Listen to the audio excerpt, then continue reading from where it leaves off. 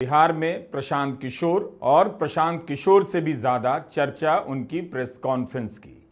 अशोक चौधरी, मंगल पांडे, सम्राट चौधरी और दिलीप जायसवाल, इन चारों को अब प्रशांत किशोर को गंभीरता से लेना चाहिए और उनके लगाए आरोपों का व्यवस्थित रूप से ठोस जवाब देना चाहिए।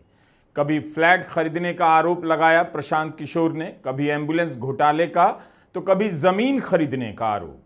29 सितंबर को प्रशांत किशोर ने अशोक चौधरी पर फिर से आरोप लगाया और अपने बारे में भी सफाई दी कि उनके पास करोड़ों रुपया कहां से आया है।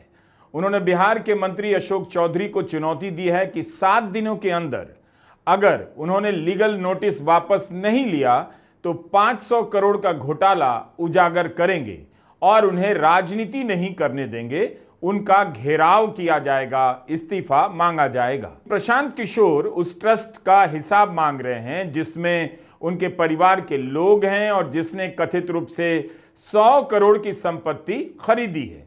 पूछ रहे हैं वो पैसा कहां से आया है। प्रशांत किशोर के आरोपों से बिहार की राजनीति में भ्रष्टाचार का मुद्दा बीजेपी और नीतीश सरकार की तरफ घूम गया है।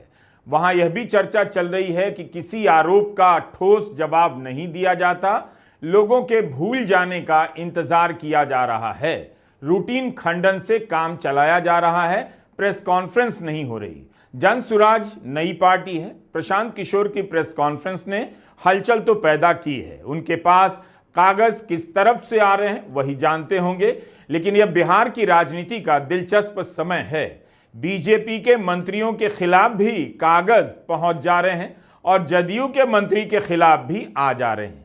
चुनाव के समय राजनीति अपना खेल करती है, लेकिन सैकड़ों करोड़ रुपए के घोटाले को आप राजनीति कहकर खारिज नहीं कर सकते। इसलिए अशोक चौधरी को अब प्रेस कॉन्फ्रेंस करनी चाहिए। अगर प्रशांत किशोर की बात वे नहीं सुन रहे हैं तो जदयू के प्रवक्ता नीरज कुमार की बात उन्हें सुन लेनी चाहिए। कुछ दिन पहले नीरज कुमार ने कहा था जिस पर आरोप लगा है उसे सामने आकर जवाब देना चाहिए।